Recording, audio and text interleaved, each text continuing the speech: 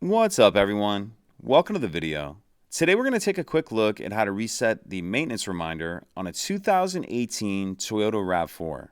So if your RAV4 is in need of an oil change or some other service, you're probably seeing a message on the dash saying maintenance required or maintenance required soon. In order to change that, we need to be in the vehicle with it either on or running. I just have mine in the on position because I'm filming inside. So we're going to come over here and use these buttons on the right-hand side of the steering wheel. If your vehicle is on rather than running, the first thing you'll need to do is press this back button to back out of this message. And if you pause along the way, that message will pop up at any point. If it does, just hit this back button. Hit the back button. And now using these buttons right here, I'm going to scroll left or right and keep scrolling left or right until we get to this screen, the one that looks like a little gear.